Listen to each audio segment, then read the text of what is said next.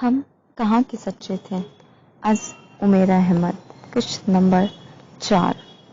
واپس آنے کے اگلے دن میں نے آفس جوائن کر لیا تھا۔ پورا دن آفس گزارنے کے بعد میں شام کو واپس آیا تھا۔ اسٹڈی میں آنے کے بعد میں اسٹڈی ٹیبل پر رکھی ہوئی گزشتہ دنوں کی ڈاک دیکھ رہا تھا۔ ایک لفافے پر نظر پڑتے ہی میرا سانس رک گیا تھا۔ میں اس تحریر کو لاکھوں میں پہچان سکتا تھا۔ وہ مشل کے ہاتھوں سے لکھا ہوا پتا تھا۔ میں نے بے تابی سے لفافہ کھولا۔ ایک رقیہ ٹیبل پر گر پڑا۔ میں نے اسے اٹھایا اور اس کی آخری تحریر میرے سامنے تھی۔ اسود علی، میں جو ہمیشہ تمہارے لیے دعائیں کرتی رہی ہوں، آج پہلی بار تمہیں کوئی دعا نہیں دوں گی۔ میں یہ کہوں گی کہ تم ہمیشہ سلامت رہو، اور نہ یہ کہ تم خوش بھی رہو اور لمبے عرصے تک جیو بھی۔ میں تو صرف یہ سوچ رہی ہوں کہ میں نے تم پر اعتبار کیا کیسے۔ میں تو کبھی کسی سے دھوکہ نہیں کھاتی تھی۔ مجھے تو بہت فخر تھا کہ مجھے لوگوں کی پہچان ہے۔ میں چہرے سے انہیں جان لینے کا دعویٰ کرتی تھی، پر مجھے پتہ ہی نہیں چلا میں نے کب تمہارے جیسا سانپ اپنی آستین میں پال لیا۔ مانتی ہوں، زندگی میں پہلی بار اعتراف کرتی ہوں کہ میں بیوقوف ہوں، بلکہ پاگل ہوں، اور یہ جو سچائی اور اچھائی کے پھندے میں نے اپنے گلے میں ڈال رکھے تھے نا، اب یہی مجھے مار ڈالیں گے۔ میری سچائی کہاں میرے کام آئی ہے، اور میری اچھائیوں نے کب مجھے نقصان سے بچایا ہے۔ میں نے تو کبھی کسی کا برا نہیں چاہا، میں نے تو کبھی کسی کو فریب نہیں دیا۔ پھر میری زندگی میں تم کیوں آ گئے؟ آخر تمہیں میں نے کیا تکلیف پہنچائی تھی؟ آج مہرین نے مجھے بتایا تھا کہ تم شروع سے ہی اسی سے محبت کرتے تھے، میرے ساتھ صرف اسے خوش کرنے کے لیے افراد چلا رہے تھے۔ اس نے مجھے تمہارے ہاتھ سے لکھے گئے خطوط دکھائے تھے جن میں تم نے میرا مذاق اڑایا تھا۔ تم نے لکھا تھا کہ مجھے تماشا بنا کر تمہیں اس لیے خوشی ہو رہی ہے کیونکہ تم نے مہرین کو خوش کر دیا ہے۔ ہاں، واقعی تم نے مجھے تماشا بنا دیا ہے، مگر تم خود بھی ایک دن تماشا بن جاؤ گے، کیونکہ جس مہرین کے لیے تم نے میرے ساتھ یہ فراڈ کیا ہے وہ بھی تم سے فراڈ کر رہی ہے۔ اس نے منگنی تمہارے ساتھ ضرور کی ہے، مگر شادی وہ تمہارے ساتھ نہیں کرے گی۔ وہ شادی اسفن سے کرے گی جس سے وہ محبت کرتی ہے، اور پھر تم بھی میری طرح خالی ہاتھ رہ جاؤ گے۔ اسفت، تم دونوں نے میرے ساتھ یہ سب کیوں کیا؟ آخر کیوں؟ میں نے تو کبھی تم دونوں کا برا نہیں چاہا، کبھی تم دونوں کو نقصان نہیں پہنچایا۔ تم جانتے ہو میں مہرین سے کتنی محبت کرتی تھی۔ میں نے اسے ہر نقصان، ہر مصیبت سے بچانے کی کوشش کی تھی، مگر اس نے مجھے ہی اپنی ضد اور حسد کی بھیڑ میں جھونک دیا۔ کیا میرا گناہ یہ تھا کہ میں خوبصورت ہوں اور وہ معمولی صورت کی مالک ہے؟ جو خوبصورت ہوتے ہیں کیا وہ میری طرح سلیب پر چڑھا دیا جاتا ہے؟ کیا اچھے لوگوں کے مقدر میں صرف دھوکہ کھانا ہوتا ہے؟ شاید ایسا ہی ہوتا ہے۔ تم دونوں ساری زندگی خوش رہو گے۔ مہرین کسی اور سے شادی کرے گی تب بھی خوش رہے گی، تم سے شادی کرے گی تب بھی اسے سب کچھ مل جائے گا، شوہر کی محبت، عزت، دولت، اولاد، سکون، خوشیاں، چاہے وہ اس کی مستحق ہو یا نہ ہو۔ پر کاش اسے یہ سب کچھ نہ مل پائے، تم سے شادی کر کے بھی وہ ہر چیز سے محروم رہے جیسے آج میں محروم ہوں۔ لیکن اللہ کیا میری اس آخری خواہش کو پورا کرے گا؟ ہاں، آخری خواہش کو، کیونکہ میں اب تم دونوں کے سامنے نظر اٹھانے کے قابل نہیں رہی ہوں، اور میں تو کسی کے سامنے بھی اب نظر نہیں اٹھا پاؤں گی۔ وہ ہر ایک کو بتائے گی کہ اس نے کس طرح مجھے بیوقوف بنایا ہے، اور لوگ مجھ پر ہنسیں گے، پورے خاندان والے میرا مذاق اڑائیں گے۔ پھر میں کیا کروں گی؟ میرے لیے یہی بہتر ہے کہ میں مر جاؤں۔ مشل کو اب مر ہی جانا چاہیے۔ اور تم اسود علی، تم وہ تھے جسے میں نے چاہا تھا، اور تم نے میرے ساتھ کیا کیا؟ میرے ہاتھ سے کاغذ چھوٹ گیا تھا، میں کرسی پر گر پڑا۔ سو وہ اس لیے مر گئی کہ اسے لگا کہ میں نے اس کے ساتھ دھوکہ کیا ہے، اور یہ بات اسے مہرین نے کہی تھی۔ تو مشل کی زندگی کی اس آخری رات اس کو یہ کہا گیا تھا۔ میں سر کو ہاتھوں میں تھامے وہاں بیٹھا رہا۔ میری زندگی میں مہرین کتنی بار شپکون مارے گی؟ آخر کتنی بار؟ اسے یہ جھوٹ بول کر کیا ملا؟ کیوں اس نے مشل کو مرنے پر مجبور کر دیا؟ میرا دماغ سوالوں سے پھٹ رہا تھا۔ میرا جی چاہ رہا تھا کہ میں مہرین کو ایسے دہتے ہوئے الاؤ میں پھینک دوں جہاں وہ جلتی رہے، اتنی دیر تک جلتی رہے جب تک اسے اپنی زندگی کے سارے گناہ یاد نہ آ جائے۔ اس نے پتہ نہیں اپنی کس کس محرومی کا بدلہ لیا تھا، مگر کیا اس کی محرومیوں کی ذمہ دار مشل تھی یا کیا میں اس کا ذمہ دار تھا؟ اگر میری زندگی میں مشل کو نہیں آنا تھا تو اب مہرین کی زندگی میں بھی کوئی اثر نہیں آئے گا۔ اگر مشل زندگی کی ہر چیز سے محروم ہو گئی تھی تو وہ بھی ہو جائے گی۔ مشل تو ایک بار مری تھی مگر مہرین بار بار مری تھی۔ میں نے امی کو لاہور فون کیا تھا اور انہیں کہا تھا کہ میں منگنی برقرار رکھنا چاہتا ہوں۔ وہ میرے فیصلے پر حیران رہ گئی تھی۔ ابھی کل ہی تو میں انہیں منگنی کی انگوٹھی دے کر آیا تھا اور آج میں انہیں کہہ رہا تھا کہ میں اس سے منگنی کرنا چاہتا ہوں۔ وہ کچھ بول نہیں پائی تھی۔ میں نے انہیں اس کا موقع ہی نہیں دیا تھا۔ میں نے فون بند کر دیا تھا۔ پھر میں نے انہیں فون نہیں کیا۔ مشل کی 10ویں کے بعد وہ کراچی آ گئی تھی۔ میں 10ویں پر نہیں گیا۔ میں اب وہاں صرف ایک بار جانا چاہتا تھا، صرف ایک بار۔ امی نے ابھی مہرین سے منگنی کی بات نہیں کی تھی۔ وہ یہ بات مشل کے چہلم کے بعد کرنا چاہتی تھی۔ میں نے کوئی اصرار نہیں کیا تھا، جلدی مجھے بھی نہیں تھی۔ مشل کے چہلم پر امی لاہور گئی تھی اور چند دن وہ وہیں رہیں۔ پھر انہوں نے مجھے وہاں سے فون کر کے کہا تھا کہ مہرین اب منگنی پر رضامند نہیں ہو رہی۔ ایک آگ تھی جو میرے اندر بھڑک رہی تھی۔ میں نے انہیں کہا تھا وہ رضامند ہو رہی ہے یا نہیں، اب مجھے اس سے شادی کرنا ہے، ہر قیمت پر، چاہے مجھے اس کے لیے کچھ بھی کرنا پڑے، اور اگر مجھ سے اس کی شادی نہیں ہوئی تو پھر کہیں بھی نہیں ہوگی۔ تم کیسی باتیں کر رہے ہو اسود؟ تم مجھ سے کون سا بدلہ لینا چاہتے ہو؟ میں کوئی بدلہ لینا نہیں چاہتا، مجھے صرف اس سے شادی کرنا ہے، اور اگر یہ شادی نہ ہوئی تو میں بھی مشل کی طرح خود کو شوٹ کر لوں گا، مگر اس کو بچنے ہی دوں گا۔ میں یہ لکھ کر جاؤں گا کہ میری موت کی ذمہ دار وہ ہے، پھر میں دیکھوں گا کہ وہ خود کو کیسے بچائے گی۔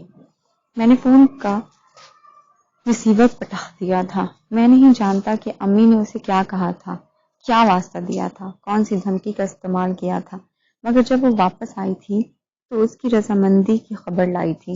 مشل کے گھر والے اس خبر سے برہم تھے اور انہوں نے ان سے قطع تعلق کر لیا تھا۔ مہرین اپنی امی کے پاس چلی گئی تھی اور پورے 3 ماہ بعد میں اسے بہت سادگی سے بہلایا تھا۔ میں نے اس کی امی کی ساری التجائیں مسترد کر دی تھی۔ وہ اس کی شادی بہت دھوم دھام سے کرنا چاہتی تھی، مگر مجھے کسی دھوم دھام کی ضرورت نہیں تھی۔ یہ سب خوشی کے اہتمام ہوتے ہیں اور میں خوش نہیں تھا۔ شادی کی رات اپنے کمرے میں جانے سے پہلے امی نے مجھے کہا تھا، مہرین بے قصور ہے اسود، اس کی کوئی غلطی نہیں ہے، اس نے کچھ نہیں کیا، تم اس پر کوئی زیادتی مت کرنا، جو ہو چکا ہے اسے بھول جاؤ، اب وہ تمہاری بیوی ہے، اس کی عزت اور محبت کرنا تمہارا فرض ہے۔ میں نے اسے رضامند کرنے کے لیے اسے بہت دعوے دیے تھے، اب میری زبان کا پاس رکھنا۔ مجھ پر ان کی کسی التجا کا کوئی اثر نہیں ہوا تھا۔ ہاں، میں جانتا ہوں کہ وہ میری بیوی ہے اور مجھے دیکھنا ہے کہ وہ کتنی اچھی بیوی ہے، یہ قصور تو کوئی اور بھی تھا۔ پھر بھی کیا ہوا اسود؟ امی نے میرا بازو پکڑ کر پتہ نہیں مجھے کیا یاد دلانے کی کوشش کی تھی۔ آپ فکر نہ کریں امی، وہ زندہ رہے گی، اسے کچھ نہیں ہوگا، میں اسے قتل کرنے کی حماقت نہیں کروں گا۔ میں نے ان کا ہاتھ اپنے بازو سے ہٹاتے ہوئے انہیں تسلی دی تھی۔ پھر میں کمرے میں آ گیا تھا۔ وہ سر چھپائے اور اسی لباس میں اس جگہ بیٹھی ہوئی تھی جہاں میں مشل کو دیکھنا چاہتا تھا، اور مشل اس وقت قبر میں تھی۔ میرا خون کھول رہا تھا اور میرا دل چاہ رہا تھا کہ میں اس کے گلے میں پھندا ڈال کر اسے چھت سے لٹکا دوں، تب تک جب تک اس کا سانس بند نہ ہو جائے، مگر مجھے کچھ اور کرنا تھا۔ یہ وہ کمرہ ہے جہاں آنے کی خواہش شاید تم نے کبھی نہ کی ہو، اور جسے یہاں آنے کی خواہش تھی تم نے اسے قبر میں پہنچا دیا۔ میں نے اس کے سر سے دوپٹہ اتار کر دور پھینک دیا تھا۔ اس نے مجھے دیکھا تھا، اس کے چہرے کا رنگ اڑ گیا تھا۔ میری جگہ تو تم شاید اسود کو دیکھنا چاہ رہی تھی، یا شاید کسی اور کو، کچھ پتہ نہیں ہوتا تم جیسی لڑکیوں کا کب کس پر فدا ہو جائے۔ اس نے نظریں جھکا لی۔ اس خط کو پڑھو، یہ اس نے مجھے اس رات کو لکھا تھا جب تم نے اسے یہ کہا تھا کہ میں نے اسے فریب دیا، اس کے ساتھ دھوکہ کیا۔ میں نے اس خط کو جیب سے نکال کر اس کے چہرے کے سامنے کر دیا۔ اس نے نظریں اٹھا کر مجھے دیکھا اور پھر خط کو دیکھنے لگی۔ اس کے چہرے کے تاثرات بدل گئے تھے۔ میں نے اسے ایسا کچھ نہیں کہا تھا۔ چند لمحوں کے بعد اس نے کہا تھا، کتنا جھوٹ بولو گی؟ آخر کتنا جھوٹ بولو گی؟ کیا تمہیں خود سے گھن نہیں آتی؟ کوئی خوبی بھی نہیں ہے تم میں، بلکہ خامیوں کا مرکہ ہو۔ صرف چہرہ بدصورت نہیں ہے، تمہارا دل اس سے بھی زیادہ گھنونا ہے، دماغ اس سے بھی زیادہ مکرا ہے، اور زبان اس سے بھی زیادہ گھٹیا ہے، اور تمہارا ہر جھوٹ تمہارے چہرے کی بدصورتی میں اضافہ کرتا جاتا ہے۔ کبھی زندگی میں سچ بولا ہے تم نے جیسے مشل بولتی تھی؟ لیکن سچ نے اگر مشل کو کوئی فائدہ نہیں پہنچایا تو اب جھوٹ بھی تمہیں کوئی فائدہ نہیں پہنچائے گا۔ میں تمہارے اس بھیانک چہرے کو لوگوں کے سامنے ظاہر کر دوں گا، انہیں تمہاری اصلیت بتاؤں گا، اور ایک وقت ایسا آئے گا کہ لوگ تم پر تھوکیں گے، بالکل اسی طرح۔ میں نے اس کے چہرے پر تھوک دیا۔ اس نے آنکھیں بند کر لی اور آنکھیں بند کیے ہوئے ہاتھ سے اپنا چہرہ صاف کیا۔ میں بیڈ سے کھڑا ہو گیا۔ اس وقت اس کی موت میں میرا کوئی ہاتھ نہیں ہے۔ اس رات میں نے اسے کچھ بھی نہیں کہا تھا۔ اب وہ میری طرف نہیں دیکھ رہی تھی بلکہ اپنے ہاتھوں کی پشت پر نظریں جمائے ہوئی تھی۔ آج آخری بار تم نے میرا نام لیا ہے، آئندہ تم اپنی گندی زبان سے میرا نام نہیں لوگی۔ جو بات مشل نے کہی ہے وہ کبھی جھوٹ نہیں ہو سکتی، کبھی نہیں، اور تمہاری تو پوری ذات ہی جھوٹ سے بنی ہے۔ تمہارا باپ بھی یوں جھوٹ بولتا تھا۔ اپنا نشہ پورا کرنے کے لیے وہ کس طرح گھر گھر جا کر کہانیاں گھڑ کر سناتا تھا، یہ میں اچھی طرح جانتا ہوں، اور تم بھی اس کی اولاد ہو۔ یاد ہے نا، اس کی لاش ایک گندی نالی میں پڑی ہوئی پائی گئی تھی، اور تم بھی ایک دن اسی طرح کسی سڑک کے کنارے پائی جاؤ گی۔ تمہارے باپ کو تو نشہ نے مارا تھا، مگر تمہیں تمہارا جھوٹ مارے گا۔ اس زیور اور لباس کو اتار دو۔ آج کے بعد تم کبھی کوئی زیور نہیں پہنو گی، کبھی کوئی اچھا لباس نہیں پہنو گی۔ تمہارے جسم پر وہ لباس ہونا چاہیے جو تمہیں تمہاری اوقات یاد دلاتا رہے۔ اپنی ماں کو بتا دینا کہ اب نہ وہ تم سے ملنے آئے، نہ تم اس سے ملنے جاؤ گی۔ تمہیں میرے گھر سے صرف اتنا رزق ملے گا جس سے تم زندہ رہ سکو گی، اور تمہارا جسم ڈھکا رہے، اور کسی چیز پر تمہارا کوئی حق نہیں ہے۔ وہ میرے خاموش ہونے پر بیڈ سے اٹھ گئی تھی۔ کمرے کے ایک کونے میں جا کر اس نے کارپیٹ پر پڑا ہوا دوپٹہ اٹھایا اور ڈریسنگ روم میں چلی گئی۔ میں نے فریج میں سے پانی کا گلاس لے کر پیا، مگر میرے غصے کی آگ ابھی بھی ٹھنڈی نہیں ہوئی تھی۔ وہ کچھ دیر بعد ایک سادہ سوٹ میں ملبوس ڈریسنگ سے باہر آئی تھی۔ بہت خاموشی سے بیڈ کے دوسری طرف جا کر تکیہ لیے بغیر کارپیٹ پر لیٹ گئی تھی۔ میں نے لائٹ آف کر دی۔ بستر پر لیٹ کر میں اپنے آئندہ کے لا حلا عمل کے بارے میں سوچتا رہا۔ پھر میں آنکھیں بند کر کے سو گیا۔ اگلی صبح 5 بجے الارم کی آواز سے میری آنکھ کھل گئی تھی۔ میں نے کمرے کی لائٹ جلا دی، وہ بھی اٹھ کر بیٹھ گئی تھی۔ 6 بجے کی فلائٹ سے تم میرے ساتھ کراچی جا رہی ہو۔ میں اسے اطلاع دے کر واش روم میں چلا گیا۔ 20 منٹ میں نہانے کے بعد میں کپڑے پہن کر تیار ہو چکا تھا۔ ڈرائنگ روم میں آ کر میں نے ایک بیگ میں اپنی چیزیں رکھی اور کمرے میں آ گیا۔ وہ اسی طرح کارپیٹ پر بیٹھی تھی۔ صرف منہ دھو اور اپنا بیگ لے کر باہر آ جاؤ۔ میں اسے ہدایت دے کر باہر آ گیا۔ ملازم کو اٹھا کر میں نے اپنے جانے کی اطلاع دی تھی اور اسے کہا تھا کہ وہ ہمیں گاڑی پر ایئرپورٹ چھوڑ آئے۔ وہ بے حد حیران تھا، مگر اس نے کچھ پوچھنے کی ہمت نہیں کی۔ وہ میرا بیگ گاڑی میں رکھ رہا تھا جب وہ باہر آئی تھی۔ ملازم نے اس کا بیگ پکڑنا چاہا، مگر میں نے اسے روک دیا۔ یہ خود رکھ لے گی۔ مہرین نے گاڑی میں اپنا بیگ رکھ دیا، پھر ملازم ہمیں ایئرپورٹ چھوڑ آیا تھا۔ کراچی پہنچنے کے بعد میں اسے گھر چھوڑنے کے بعد سیدھا آفس چلا آیا تھا۔ شام کو جب میں گھر واپس پہنچا تو امی کا فون آیا تھا۔ وہ صبح سے بار بار فون کر رہی تھی، مگر آفس میں نے اپنے پی اے کو ہدایت کر رکھی تھی کہ وہ لاہور کی کوئی بھی کال میرے فون سے کنیکٹ نہ کرے۔ یہ کیا حرکت کی ہے تم نے؟ کسی کے سامنے مجھے نظر اٹھانے کے قابل نہیں رکھا، اس طرح اسے لے کر کراچی چلے گئے ہو؟ تمہیں شرم نہیں آئی کہ میں اس کی ماں کو کیا منہ دکھاؤں گی؟ اس میں شرمندگی والی کوئی بات نہیں ہے، میں اپنی بیوی کو لے کر یہاں آیا ہوں۔ ویسے بھی ولیمے کی کوئی دعوت میں نے ارینج نہیں کی تھی، اور جہاں تک مہرین کی امی کی بات ہے تو آپ ان سے کہہ دیں کہ اب وہ اپنی بیٹی کو بھول جائیں۔ اب مہرین کبھی ان سے نہیں ملے گی۔ آپ نے جب کراچی آنا ہو مجھے فون کر دیں، میں ٹکٹ کا بندوبست کر دوں گا۔ ویسے پرسوں کی ایک فلائٹ کا ٹکٹ ملازم کو دے کر آیا تھا۔ وہ اس نے آپ کو دے دی ہوگی۔ باقی سب کچھ ٹھیک ہے، مہرین بھی یہاں بہت خوش ہے اور میں بھی۔ خدا حافظ۔ میں نے فون بند کر دیا اور پھر ریسیور اٹھا کر نیچے رکھ دیا۔ اس گھر میں ملازم ہیں اور رہیں گے بھی، مگر ان میں سے کوئی بھی ملازم تمہارے لیے نہیں ہے۔ تم کبھی ان سے اپنا کوئی کام نہیں کرواؤ گی، تم اپنا ہر کام خود کرو گی۔ اپنے لیے کھانا الگ بناؤ گی، تمہارے استعمال کے برتن بھی الگ ہوں گے۔ تم میری کسی چیز کو میری اجازت کے بغیر ہاتھ نہیں لگاؤ گی، چاہے وہ کانس پر پڑا ہوا کرسٹل باؤل ہی کیوں نہ ہو۔ میں کبھی بھی تمہیں کوئی روپیہ نہیں دوں گا۔ زندہ رہنے کے لیے کھانے کی ضرورت ہوتی ہے، وہ تمہیں مل جائے گا۔ باقی چیزیں بہت غیر اہم ہیں۔ تم کبھی کوئی فون ریسیو نہیں کرو گی، چاہے گھر میں کوئی بھی نہ ہو، تب بھی تم فون کے پاس نہیں جاؤ گی۔ اس نے سر جھکائے میری ہدایات سنی تھی۔ میں اپنے کمرے میں چلا آیا۔ حسب توقع امی اگلے دن ہی چلی آئی تھی۔ انہوں نے مجھے بے حد ڈانٹا تھا۔ میں نے بڑے پرسکون انداز میں ان کی جھاڑ سنی تھی اور مجھ پر اس کا کوئی اثر نہیں ہوا تھا۔ میں اب بھی اپنی بات پر قائم تھا۔ میں اب بھی مہرین کو کسی سے ملنے نہیں دوں گا، چاہے وہ کوئی بھی ہو۔ میں نے انہیں مہرین پر عائد کی جانے والی پابندیوں کے بارے میں بھی بتا دیا تھا۔ کچھ دیر تک وہ گنگ بیٹھی رہی، پھر انہوں نے کہا تھا، تم یہ سب کرنے کے لیے اس سے شادی کرنا چاہتے تھے؟ ہاں، یہی سب کرنے کے لیے اس سے شادی کرنا چاہتا تھا۔ میں نے کرسی پر جھولتے ہوئے کہا، یہ سب میری وجہ سے ہوا ہے۔ میں نے ہی اسے اس شادی پر تیار کیا تھا۔ نہ میں اس سے اصرار کرتی، نہ وہ اس جہنم میں آتی۔ میں نے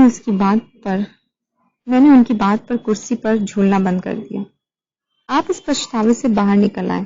وہ آپ کی بات نہ مانتی، تب بھی مجھے شادی اس سے ہی کرنا تھی، چاہے زبردستی صحیح، اور میں اس کے لیے ہر حربہ استعمال کرتا، چاہے مجھے اسے کڈنیپ ہی کیوں نہ کروانا پڑتا، مگر اسے آنا اسی گھر میں تھا۔ سو آپ کے اصرار نے اسے اس جہنم میں آنے پر مجبور نہیں کیا۔ اس کا کردار اسے یہاں لایا ہے اور اسے یہیں آنا تھا۔ اسود، تم یہ سب مت کرو۔ تمہیں کیا پتا غلطی کس کی تھی، کس کی نہیں۔ تم باز آ جاؤ، سزا اور جزا تمہارے ہاتھ میں نہیں ہے، صرف ایک ہی برتر ذات ہے، اس کے ہاتھ میں ہے۔ تم انسان ہو، اپنی حدود کو جان لو، اس کی طاقت، اس کے اختیار کو اپنے ہاتھ میں لینے کی کوشش نہ کرو۔ مجھے سب پتا ہے، مجھے نصیحت نہ کرے، کون سچا ہے کون جھوٹا، کسے سزا ملنی چاہیے کسے انعام۔ اس کا فیصلہ یہیں ہو جانا چاہیے۔ ہاتھ کا بدلہ ہاتھ اور سر کا بدلہ سر، یہ بھی ہمارے ہی مذہب میں ہے۔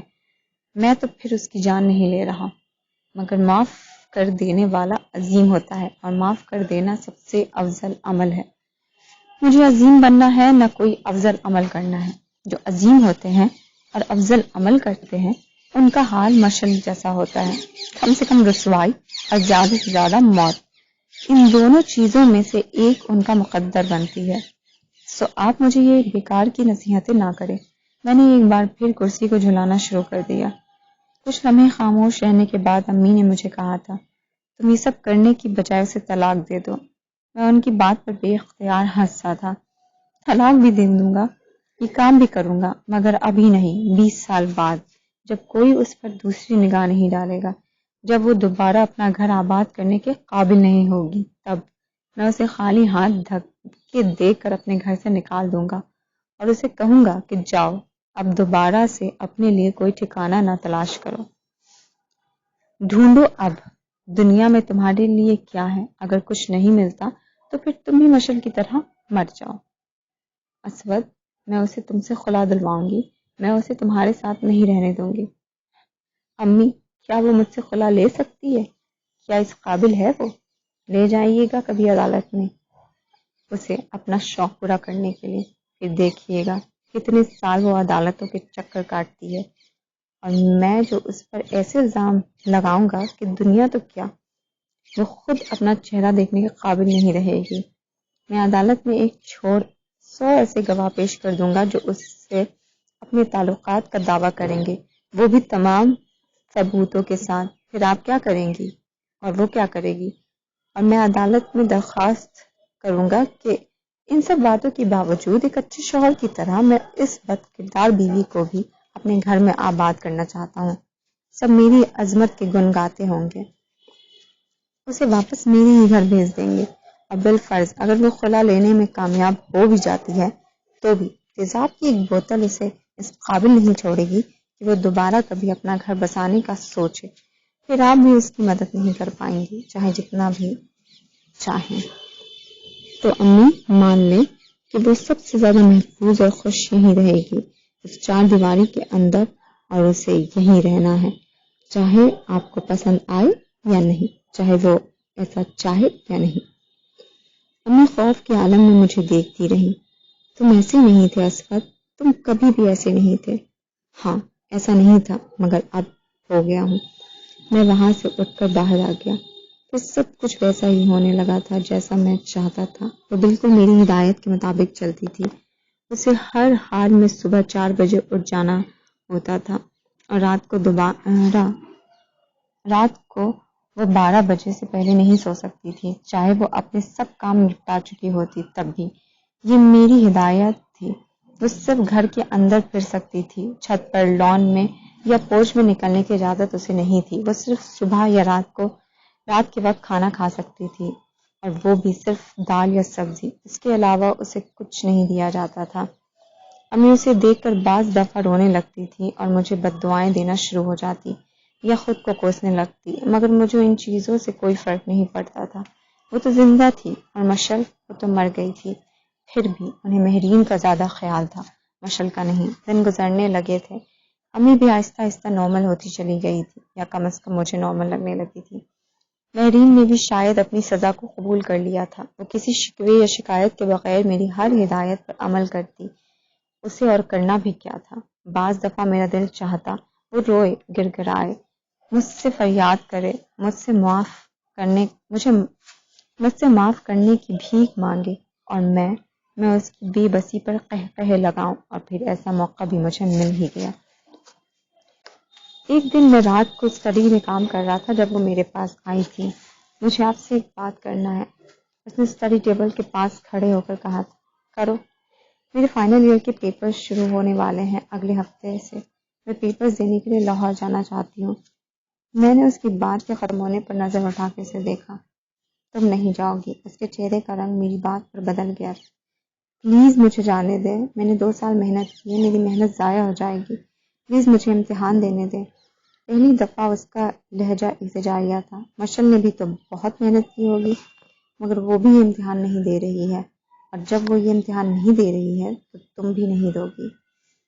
میں کبھی آپ سے کچھ نہیں مانگوں گی، کبھی کوئی شکایت نہیں کروں گی. بس صرف میری یہ بات مان لیں. مجھے پیپرز دینے دیں. 1 بار نہیں، 100 بار نہیں. میں کبھی بھی تمہاری کوئی بات نہیں مانوں گا، نہ آج نہ آئندہ. وہ چند لمحے خاموشی سے مجھے دیکھتی رہی اور پھر یکدم رونے لگی. آپ مجھے ایسے جرم کی سزا دے رہے ہیں جو میں نے نہیں کیا. میرے لیے میری تعلیم کیا ہے آپ نہیں جانتے. میرے لیے مشل کیا تھی تم تو جانتی تھی. پھر تم نے اسے اور مجھے کس چیز کی سزا دی تھی؟ تعلیم تو کوئی ایسی شے نہیں ہے جس کے بغیر نہ رہا جا سکے. اگر میں مشل کے بغیر رہ سکتا ہوں تو تم بھی تعلیم کے بغیر رہ سکتی ہو. وہ میری بات پر روتے ہوئے اسٹڈی سے چلی گئی تھی. بہت سکون ملا تھا مجھے اس کے آنسوؤں سے. یوں لگا تھا جیسے میرے اندر کی بھڑکتی ہوئی آگ کچھ مدھم ہو گئی تھی. پھر امی نے مجھے مجبور کرنے کی کوشش کی تھی کہ میں اسے امتحان دینے کے لیے لاہور جانے دوں، مگر میں وہ بات کیسے مان سکتا تھا جس سے اسے کوئی ریلیف ملتا. سو میں نے امی کی ساری منت سماجت کو بھی نظر انداز کر دیا تھا. وقت آہستہ آہستہ گزرتا جا رہا تھا. ہماری شادی کو 1 سال ہونے والا تھا. اب اگر کوئی مہرین کو دیکھتا تو شاید اسے پہچاننے میں بہت دیر لگاتا. وہ پہلے سے بہت بدل چکی تھی. ملگجے لباس میں ملبوس بکھرے بالوں کے ساتھ وہ ہر وقت کسی نہ کسی کام میں لگی رہتی تھی. اس کی گندمی رنگت اب زردی مائل ہو چکی تھی. وہ پہلے سے بہت کمزور ہو چکی تھی. بعض دفعہ میں اسے بہت غور سے دیکھتا تھا. میں دیکھنا چاہتا تھا کہ وہ یہ سب کب تک برداشت کرتی ہے. کب اس کی ہمت جواب دے گی اور کب وہ کہے گی کہ اب اور وقت اس گھر میں نہیں گزار سکتی. مگر عجیب بات تھی، وہ ایسا نہیں کہہ رہی تھی. اس کے چہرے سے پتہ ہی نہیں لگتا تھا کہ اس کے پاس کچھ ہے یا نہیں. ہماری شادی کی 1.5 سال گزرا تھا جب ایک دن ایک حادثے میں مہرین کی امی کے مرنے کی اطلاع ملی. میں نے امی سے کہا آپ جانا چاہتی ہیں تو جائیں، مگر مہرین نہیں جائے گی. میں چاہتا تھا کہ مہرین روئے، چلائے، مجھ سے جانے کے لیے التجا کرے، تب میں اسے جانے دوں گا، مگر اس نے ایسا کچھ بھی نہیں کیا۔ امی مجھ سے لڑتی رہی تھی، مجھے بددعائیں دیتی رہی تھی، اس ساتھ لے جانے کے لیے اصرار کرتی رہی تھی، مگر وہ بالکل چپ تھی۔ اس نے امی سے کہا تھا، خالہ آپ اصرار نہ کریں، مجھے کہیں نہیں جانا ہے، یہ سب میری سزا ہے، مجھے برداشت کرنا ہے، آخر میں نے مشعل کو مارا تھا۔ تو تمہیں احساس ہونا شروع ہو گیا کہ تم نے مشعل کو مارا تھا؟ میں نے سوچا۔ امی اکیلی لاہور چلی گئی تھی، وہاں سے نانی امی نے فون کر کے مجھے کہا تھا کہ میں اسے بھیج دوں۔ سب چاہتے تھے کہ ایک بار وہ اپنی امی کا چہرہ دیکھ لے، پھر ہی انہیں دفن کیا جائے، مگر میں نے اسے جانے نہیں دیا۔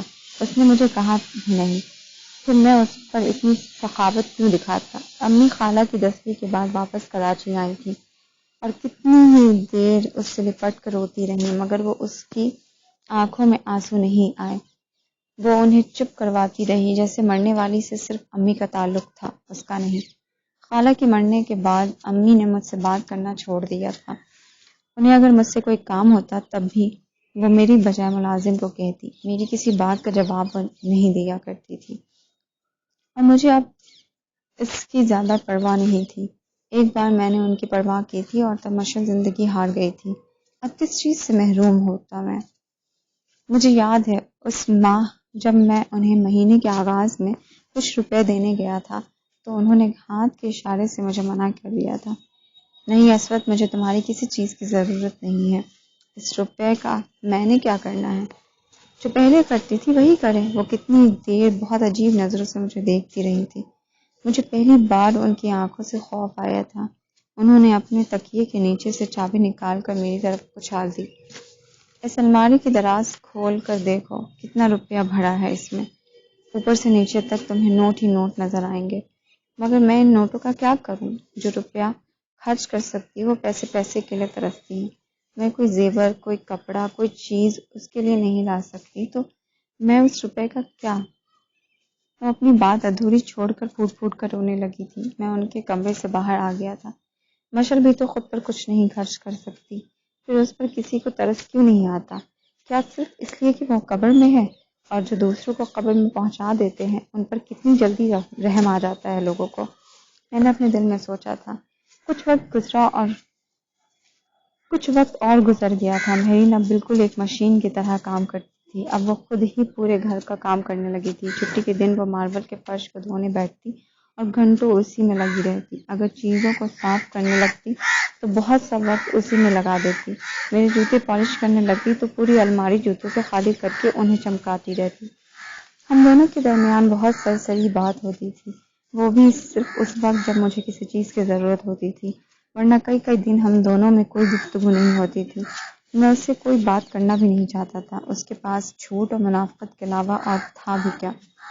پھر انہی دنوں وہ بیمار رہنے لگی تھی۔ شروع میں نے اس بات کی پرواہ نہیں کی تھی، مگر ایک دن وہ صبح اٹھی ہی نہیں۔ 7 بجے جب میں اٹھا تو تب بھی اپنی جگہ پر سو رہی تھی۔ مجھے کچھ حیرت ہوئی۔ پچھلے 2 سال میں ایسا کبھی نہیں ہوا تھا کہ وہ میرے جاگنے سے پہلے نہ اٹھ چکی ہو، مگر اس دن وہ نہیں اٹھی۔ تبھی میں نے اسے آواز دی تھی، مگر کوئی جواب نہیں آیا تھا۔ پھر میں نے اسے کتنی بار پکارا تھا، مگر تب بھی اس میں کوئی حرکت نہیں ہوئی تھی۔ میں نے اس کے پاس جا کر اس کے منہ پر سے کمبل ہٹایا تھا۔ اس کا چہرہ آگ کی طرح سرخ تھا۔ میں نے دوبارہ اسے اٹھانے کی کوشش نہیں کی اور تیار ہو کر آفس چلا گیا۔ شام کو جب میں آفس سے آیا تو امی نے مجھے دیکھتے ہی کہا تھا، مہرین کو نمونیا ہو گیا ہے۔ میں نے کسی رد عمل کا اظہار نہیں کیا۔ میں نے ڈاکٹر کو بلایا تھا، اس نے کچھ دوائیاں لکھ کر دی ہیں، وہ کہتا ہے اسے آرام اور اچھی خوراک کی ضرورت ہے۔ میں اب بھی چپ رہا۔ تم کچھ بولتی کیوں نہیں؟ کیا بولوں؟ لاکھوں لوگوں کو نمونیا ہو جاتا ہے اور وہ ٹھیک بھی ہو جاتے ہیں۔ ہاں کچھ مر بھی جاتے ہیں، مگر مہرین ان لوگوں میں شامل نہیں۔ ٹھیک ہو جائے گی، وہ بہت ڈھیٹ ہے، اسے تو صرف مارنا آتا ہے۔ میں یہ کہہ کر بریف کیس اٹھا کر اپنے کمرے میں آ گیا تھا۔ وہ ابھی بھی سو رہی تھی۔ میں خاموشی سے لباس تبدیل کرنے کے لیے ڈریسنگ روم میں چلا گیا۔ جب کچھ دیر بعد میں ڈریسنگ روم سے نکلا تھا تو امی اس کے پاس کارپیٹ پر سوپ کا پیالہ لیے بیٹھی تھی۔ وہ اس سے کہہ رہی تھی، تم پیو سوپ، میں کون سا اسپت سے چوری پلا رہی ہوں، اس کے سامنے لے کر آئی ہوں. یوں تمہیں اس کی ضرورت ہے. میرا دل نہیں چاہ رہا ہے. میں سچ کہہ رہی ہوں، میرا کچھ بھی کھانے کو دل نہیں چاہ رہا. وہ کمزور سی آواز میں ان سے کہہ رہی تھی. میں چند لمحے خاموشی سے ان کے درمیان ہونے والی گفتگو سنتا رہا. پھر میں نے امی سے کہا، کوئی ضرورت نہیں ہے آپ کو سوپ کے پیالے یہاں اٹھا کر لانے کی. اسے بھوک لگے گی تو یہ خود کچن میں جا کر کھانا کھا لے گی. آپ اس کی ملازمہ نہیں ہیں اور نہ ہی یہ مر رہی ہے. اس نے میری بات پر کمبل سے اپنا چہرہ چھپا لیا تھا. امی ملامت بھری نظروں سے مجھے دیکھتی ہوئی کمرے سے باہر چلی گئی. پھر روز یہی ہوتا تھا. امی سے کھانے کے لیے اصرار کرتی اور وہ کھانا کھانے سے انکار کر دیتی. اور کھاتی بھی تو صرف وہی چیزیں جو وہ پہلے کھایا کرتی تھی. ہاں، بہت خوددار ہو تم مہرین، بہت خوددار ہو. تم کہاں کوئی بددیانتی کر سکتی ہو، چاہے وہ چند پھلوں کی ہو یا پھر سوپ کے پیالے کی. مگر مجھ پر تمہارے ان ڈراموں کا کوئی اثر نہیں ہوگا. میں اسے دیکھ کر سوچا کرتا تھا. اسے ٹھیک ہونے میں 1 ماہ لگ گیا تھا اور ٹھیک ہونے کے بعد وہ ایک بار پھر اپنی روٹین میں واپس آ گئی تھی. مگر اب وہ پہلے سے بھی زیادہ کمزور ہو گئی تھی. اس کی آنکھوں کے گرد سیاہ حلقے اب بہت نمایاں ہو گئے تھے اور اس کے چہرے کی ہڈیاں زیادہ ابھر آئی تھی. انہی دنوں میں مجھے اپنی کمپنی کی طرف سے امریکہ جانا پڑا. 2 ماہ کے لیے مجھے وہاں رہنا تھا اور ابھی مجھے وہاں آئے صرف 1 ہفتہ ہوا تھا کہ مجھے اچانک امی کے انتقال کی خبر ملی تھی. مجھے یقین نہیں آیا. میں تو انہیں بالکل صحیح سلامت چھوڑ کر آیا تھا. پھر انہیں اچانک کیا ہو گیا؟ میں نے فوراً واپس آنے کے لیے فلائٹ کی تلاش شروع کر دی. مگر مجھے جس فلائٹ میں سیٹ مل رہی تھی وہ 5 دن بعد کی تھی. 5 دن کے بعد جانے کا مطلب یہ ہوتا کہ میں ان کا چہرہ نہ دیکھ پاتا. میں نے دوسرے دن کی فلائٹ میں سیٹ حاصل کرنے کے لیے بے انتہا کوشش کی تھی مگر میں ناکام رہا. فون پر روتے ہوئے میں نے بڑے ماموں کو امی کو دفنانے کی اجازت دے دی تھی. اور اس رات جب میں امی کو یاد کرتے ہوئے پھوٹ پھوٹ کر رو رہا تھا تو مجھے یاد آیا تھا کہ میں نے مہرین کو بھی اس کی امی کا چہرہ دیکھنے نہیں دیا تھا. اور جب میں اسے لاہور جانے کی اجازت نہیں دے رہا تھا تو امی نے روتے ہوئے مجھے کہا تھا، کل کو جب میں مر جاؤں گی تو پھر خدا تمہیں بھی میرا چہرہ نہیں دیکھنے دے گا. یہ کیوں بھول رہے ہو اسود؟ اتنا ظلم نہ کرو کہ تمہارے ساتھ ساتھ میری بھی بخشش نہ ہو. اور میں ان کی بات یاد کرنے پر ایک دم ساکت ہو گیا تھا. ہاں، واقعی ان کی بات سچ ثابت ہو گئی تھی. میں بھی ان کا چہرہ نہیں دیکھ پایا تھا. 5 دن کے بعد جب میں کراچی آیا تھا تو گھر میں ایک عجیب سی ویرانی تھی. نانی اماں اور ماموں بھی ابھی یہیں تھے مگر پھر بھی لگتا تھا جیسے گھر میں کوئی نہیں ہے. امی کی 10ویں تک سب لوگ یہیں رہے تھے، پھر سب واپس چلے گئے. مشل کی امی بھی امی کی موت پر آئی تھی. انہوں نے مجھ سے تعزیت کی تھی اور مجھے دلاسا بھی دیا تھا لیکن مہرین سے انہوں نے کوئی بات نہیں کی. پھر جتنے دن وہ یہاں رہیں مہرین اور وہ دونوں ایک دوسرے کو نظر انداز کرتی رہیں مگر اکبر ماموں مہرین کے ساتھ نارمل طریقے سے ملے تھے. مجھے لگا تھا جیسے انہیں ماضی بھول چکا، ورنہ وہ کیسے مہرین سے اس طرح مل سکتے تھے. 10ویں کے بعد ایک دن میں امی کے کمرے میں گیا تھا.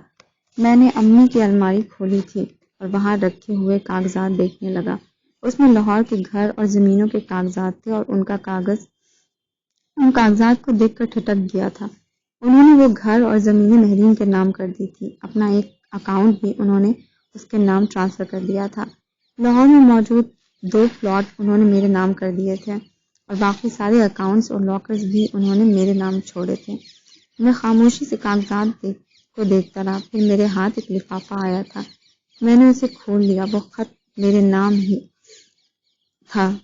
میں بھیگی آنکھوں سے اسے پڑھنے لگا. میرے پیارے بیٹے اسود علی، یہ خط جب تمہیں ملے گا تب میں زندہ نہیں رہوں گی. پچھلے کچھ عرصے سے مجھے لگ رہا ہے جیسے اب میری زندگی کے دن بہت تھوڑے رہ گئے ہیں. دل میں آیا کہ پتہ نہیں آخری وقت میں تم سے بات بھی کر سکوں گی یا نہیں. اس لیے سوچا کہ تمہارے نام ایک خط لکھ دوں. شاید جو بات میری زبان تمہیں نہیں سمجھا سکتی میری تحریر سمجھا دے. مجھے اب موت سے خوف نہیں آ رہا بلکہ اس کا تصور کر کے عجیب سے سکون ملتا ہے. جو زندگی میں گزار رہی ہوں اس سے موت بہرحال بہتر ہے. زندہ رہ کر مجھے کیا دیکھنا ہے؟ مہرین کو جس کی زندگی میں نے تباہ کر دی یا تم کو جو اپنی زندگی خود برباد کر رہا ہے؟ اسود، تم تو اعلیٰ ظرف تھے، بہت بڑے دل کے مالک تھے. تم تو لوگوں کو معاف کر دیا کرتے تھے، پر اب تمہیں کیا ہو گیا ہے؟ میں نے تمہیں بدلہ لینا کبھی نہیں سکھایا تھا۔ تم یہ سب کہاں سے سیکھ گئے؟ یہ بغض، یہ تنگ دلی، یہ بدلہ لینے کا جذبہ، یہ سب تم میں کہاں سے آ گیا؟ یہ میری تربیت تو نہیں تھی۔ جانتی ہوں میں نے تمہیں بھی بہت تکلیف پہنچائی، یہ سب میری ضد کا نتیجہ ہے، پر اس ایک غلطی کی اتنی بڑی سزا ملے گی یہ مجھے پتا نہیں تھا۔ میں پچھتا رہی ہوں، بہت پچھتا رہی ہوں، مگر میں نہیں چاہتی کہ پچھتاوے تمہارے مقدر بھی بنے۔ مہرین کو معاف کر دو، وہ اتنی سزا کی مستحق نہیں ہے۔ مشل تو مر چکی ہے، وہ کبھی واپس نہیں آئے گی، مگر جو زندہ ہے تم اسے مت مارو، اسے معاف کر دو۔ یہ تم سے میرا آخری مطالبہ ہے، اگر یہ پورا کر دو گے تو زندگی میں نہیں مگر مرنے کے بعد میں سکون سے رہوں گی۔ امید کرتی ہوں کہ تم اپنی ماں کی یہ آخری خواہش ضرور پوری کر دو گے۔ خدا تمہیں ہمیشہ اپنی امان میں رکھے، تمہاری امی۔ پتہ نہیں میں نے کتنی بار اس خط کو پڑھا اور کتنی ہی دیر میں وہاں بیٹھا رہا۔ پھر امی کی الماری بند کرنے کے بعد میں کاغذات لے کر اپنے کمرے میں آ گیا۔ ملازم کو میں نے مہرین کو بھیجنے کے لیے کہا۔ وہ تھوڑی دیر بعد آئی اور سوالیہ نظروں سے مجھے دیکھنے لگی۔ میں نے کاغذات اس کی طرف بڑھا دیے۔ یہ کیا ہے؟ اس نے انہیں نہیں پکڑا تھا۔ امی نے لاہور والا گھر اور زمین تمہارے نام کر دی تھی، یہ اسی کے کاغذات ہیں، مگر مجھے ان کی ضرورت نہیں ہے۔ بہرحال یہ تمہارے ہیں، چاہے تمہیں ان کی ضرورت ہے یا نہیں۔ میں نے ان پیپرز کو ٹیبل پر پھینکتے ہوئے کہا تھا۔ وہ خاموش رہی۔ بیٹھ جاؤ، میں نے اسے کہا۔ وہ حیرانگی سے مجھے دیکھتی ہوئی صوفے پر بیٹھ گئی۔ جب میں نے تم سے شادی کی تھی تو میں نے یہ فیصلہ کیا تھا کہ ساری زندگی میں تمہیں سکون نہیں دوں گا، تمہیں کچھ بھی نہیں دوں گا، لیکن میری ماں کی آخری خواہش یہ ہے کہ میں تمہیں معاف کر دوں۔ سو مہرین، میں تمہیں معاف کرتا ہوں، حالانکہ یہ میرے لیے بہت مشکل ہے۔ میرے دل میں تمہارے لیے نفرت کے علاوہ اور کچھ بھی نہیں، پھر بھی میں تمہیں معاف کرتا ہوں۔ جو پابندیاں میں نے تم پر لگائی تھی وہ آج سے ہٹا رہا ہوں۔ اب تمہیں حق دے رہا ہوں کہ تم جو چاہے کرو، جیسے چاہو ویسے رہو، جس سے چاہو ملو۔ وہ بے تاثر چہرے کے ساتھ مجھے کچھ دیر دیکھتی رہی، پھر اس نے کہا، لیکن مجھے معافی نہیں چاہیے، میں جیسے رہ رہی ہوں میں خوش ہوں، میں ایسے ہی رہنا چاہتی ہوں، مجھے کسی بھی چیز کی ضرورت نہیں ہے۔ یہ سزا میرے لیے ٹھیک ہے، بہت مناسب ہے، اب مجھے کوئی شکوہ نہیں ہے۔ میں کچھ دیر اس کا چہرہ دیکھتا رہا۔ میں نے کہا نا، تم جیسے چاہو رہ سکتی ہو، تم آزاد ہو۔ وہ میری بات ختم ہونے پر اٹھ کر کمرے سے چلی گئی تھی۔ مشل ٹھیک کہتی تھی، میں کہاں بہادر ہوں، میں تو بہت بزدل ہوں، جو بھی کہتا ہوں وہ نہیں کر پاتا۔ ایک بار پھر میں نے امی کی آخری خواہش کو مشل کی آخری خواہش پر ترجیح دی تھی، اور میں پھر بھی کہتا تھا کہ مجھے مشل سے محبت ہے۔ میری نے اپنی روٹین نہیں بدلی تھی، وہ اسی طرح رہتی تھی جیسے وہ پہلے رہتی تھی۔ پہلے کی طرح وہ اپنا کھانا الگ پکاتی تھی، انہیں کپڑوں میں ملبوس رہتی تھی جو وہ پہلے پہنتی تھی، اسی طرح کارپیٹ پر سویا کرتی تھی، ویسے ہی سارا دن گھر کا کام کرتی رہتی تھی، اور اگر کسی جگہ بیٹھ جاتی تو کئی کئی گھنٹے وہیں بیٹھی رہتی۔ میں نے اس کی کسی حرکت پر اعتراض نہیں کیا تھا، میں اب ایسا کرنا ہی نہیں چاہتا تھا۔ پھر 2.5 سالوں میں پہلی بار میں نے اسے جیب خرچ کے لیے کچھ رقم دینے کی کوشش کی تھی، لیکن مجھے ان روپیوں کی ضرورت نہیں ہے۔ پتہ نہیں وہ روپیے دیکھ کر کیوں ہے خوفزدہ ہو گئی تھی۔ جب ضرورت پڑے تب انہیں خرچ کر لینا۔ میں نے روپیے اس کے ہاتھ میں تھما دیے۔ وہ عجیب نظروں سے انہیں دیکھتی رہی، پھر وہ کتنی دیر انہیں مٹھی میں لے کر انہیں صوفے پر بیٹھی رہی۔ اس رات میں اسٹڈی میں بیٹھا کچھ فائل دیکھ رہا تھا جب اچانک مجھے کافی کی طلب ہونے لگی تھی۔ ملازم 2 گھنٹے پہلے مجھے کافی دے کر گیا تھا، اور عام طور پر میں رات کو کافی کا صرف 1 کپ ہی پیا کرتا تھا، مگر اس رات مجھے بہت کام کرنا تھا، اس لیے میں کافی بنانے کے لیے خود کچن میں چلا گیا۔ ملازم اس وقت اپنے کوارٹرز میں جا چکے تھے، مگر کچن کی لائٹ آن تھی۔ مجھے یاد آیا کہ مہرین اس وقت کچن میں ہوگی۔ وہ رات کو کچن خود صاف کرنے کے بعد ہی کمرے میں جایا کرتی تھی۔ میں نے سوچا کہ میں اسے کافی بنانے کے لیے کہہ دوں گا۔ میں کچن میں داخل ہوا تو پہلی نظر میں وہ مجھے وہاں نظر نہیں آئی، مگر گردن گھمانے پر وہ مجھے نظر آ گئی تھی۔ ڈائننگ ٹیبل کی دوسری طرف وہ دیوار سے ٹیک لگائے زمین پر بیٹھی ہوئی تھی۔ میں دبے قدموں سے اس کی طرف گیا تھا اور وہ کچھ بولتے ہوئے فرش پر انگلی سے کچھ لکھ رہی تھی۔ لکھتے لکھتے رک کر وہ دوسرے ہاتھ سے جیسے اپنی لکھی ہوئی تحریر کو مٹا رہی تھی۔ کبھی وہ لکھتے لکھتے رک کر اپنی دائیں جانب دیکھ کر یوں بات کرنے لگتی جیسے وہاں اس کے پاس کوئی بیٹھا ہوا ہو۔ پھر بات کرتے کرتے وہ مسکرائی اور کھلکھلا کر ہنس پڑی۔ میں اس کی باتیں سمجھ نہیں پا رہا تھا کہ وہ کیا کہہ رہی ہے۔ وہ مدھم آواز میں بات کر رہی تھی۔ میں بہت دیر تک وہیں کھڑا رہا مگر اسے احساس نہیں ہوا کہ میں اس کے پاس کھڑا ہوں۔ وہ اسی طرح فرش پر لکھتی، مٹاتی، دائیں جانب دیکھ کر باتیں کرتی رہتی۔ میں بے یقینی کے عالم میں وہاں کھڑا اسے دیکھتا رہا۔ پھر میں نے اسے آواز دی۔ پہلی آواز پر وہ میری طرف متوجہ نہیں ہوئی مگر دوسری آواز پر وہ یکدم ہڑبڑا گئی۔ اس نے نظر اٹھا کر مجھے دیکھا تھا اور پھر فقط چہرے کے ساتھ کھڑی ہو گئی۔ مجھے فوری طور پر کچھ سمجھ نہیں آیا کہ میں اسے کیا کہوں، اس سے کیا پوچھوں۔ مجھے کافی چاہیے۔ کچھ دیر اسے دیکھتے رہنے کے بعد میں نے اسے کہا تھا۔ وہ سر ہلا کر خاموشی سے کوکنگ رینج کی طرف بڑھ گئی۔ مجھے حیرت ہوئی تھی کہ وہ پانی بوائل کرنے کے لیے کافی میکر کی طرف نہیں گئی تھی۔ میں وہیں کھڑا بازو لپیٹے اسے دیکھتا رہا۔ وہ کچھ دیر معنی قید انداز میں کوکنگ رینج کو آن آف کرتی رہی، پھر وہ مڑ کر مجھے دیکھنے لگی۔ اس کی آنکھوں میں عجیب سی وحشت تھی۔ مجھے کافی چاہیے، اس بار میں نے بلند آواز میں کہا تھا، اور اس بار وہ سر ہلا کر کافی میکر کی طرف گئی تھی۔ اسے نکال کر وہ سوئچ بورڈ کے پاس سلیب پر لے گئی تھی۔ پھر کچھ دیر تک وہ جیسے یاد کرنے کی کوشش کرتی رہی کہ اسے کیا کرنا تھا۔ پھر وہ سنک کے پاس لگے فلٹر سے پانی لینے کے بجائے فریج کے پاس گئی تھی اور وہیں سے اس نے پانی کی بوتل نکال لی تھی۔ پھر اس نے اس بوتل سے کافی میکر میں پانی انڈیلا تھا۔ اس نے کافی میکر کو پانی سے تقریباً بھر دیا تھا۔ پھر اس نے کافی کا جار اور ایک کپ لا کر ڈائننگ ٹیبل پر رکھ دیا، مگر اس نے کافی میکر کو آن نہیں کیا اور اس کے پاس کھڑی رہی۔ میرین، تم نے کافی میکر کا سوئچ آن نہیں کیا؟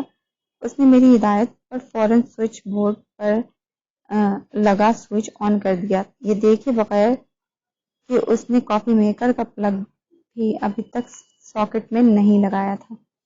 رہنے دو، مجھے کافی نہیں چاہیے۔ میں اسے یہ کہہ کر کچن سے واپس آ گیا تھا۔ وہ غائب دماغی کی حالت میں تھی اور ایسا میں نے پہلی بار دیکھا تھا۔ اسٹڈی میں آ کر میں کافی دیر تک پریشانی کے عالم میں بیٹھا رہا۔ میری سمجھ میں نہیں آ رہا تھا کہ میں کیا کروں۔ میرے ذہن سے فائلیں نکل چکی تھی۔ کافی دیر تک اسٹڈی میں بیٹھے رہنے کے بعد میں جب اپنے کمرے میں آیا تو وہ سو چکی تھی۔ میں بھی خاموشی سے بیڈ پر لیٹ کر سونے کی کوشش کرنے لگا۔ صبح وہ بالکل نارمل تھی۔ میں اس کی ہر حرکت کو بڑے غور سے دیکھ رہا تھا، مگر اس کے کسی بھی کام میں رات والی غائب دماغی کی جھلک نہیں تھی۔ وہ اسی طرح کام کر رہی تھی جس طرح پہلے کیا کرتی تھی۔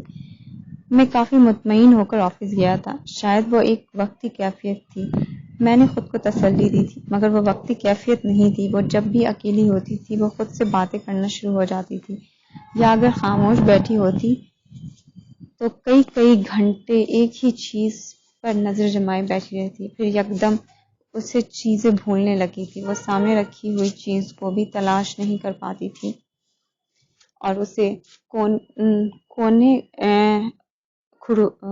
گھڈوں میں ڈھونڈتی رہتی تھی۔ میری پریشانی میں دن بدن اضافہ ہوتا جا رہا تھا۔ اسے معاف کرنے سے پہلے اگر اس کا یہ حال ہوتا تو میں بہت خوش ہوتا، بہت سکون ملتا مجھے، کیونکہ یہی مکافات عمل تھا، مگر اب اسے اس حالت میں دیکھ کر مجھے خوشی نہیں ہوئی تھی۔ میں اب اسے مصروف رکھنے کے لیے کسی نہ کسی بہانے اسے مخاطب کرتا رہتا تھا تاکہ اس کا ذہن مصروف رہے۔ پھر ایک دن میں اس کے لیے کچھ کپڑے لے کر آیا تھا اور میں نے اسے کہا تھا کہ وہ ان میں سے کوئی لباس پہن لے۔ اس نے خاموشی سے میرے حکم کی تکمیل کی تھی اور ایک لباس بدل لیا تھا۔ 2.5 سال بعد پہلی بار اس نے کوئی نیا لباس پہنا تھا۔ پھر مجھے اسے کچھ کہنے کی ضرورت ہی پیش نہیں آئی تھی۔ وہ پتہ نہیں کہاں سے کچھ زیور نکال لائی تھی اور ڈریسنگ ٹیبل کے سامنے بیٹھ کر انہیں اب پہننے لگی تھی۔ انہیں پہننے کے بعد وہ برش سے اپنے بال سلجھانے لگی تھی، ایک دم جیسے وہ کمرے میں میری موجودگی سے بے نیاز ہو گئی تھی۔ وہ بس بالوں میں برش کرتے ہوئے آئینے میں اپنے عکس کو دیکھے جا رہی تھی۔ پھر پتہ نہیں کیا سوچ کر اس نے باری باری وہ زیور اتار دیے اور ڈریسنگ ٹیبل کے سامنے سے اٹھ کھڑی ہوئی۔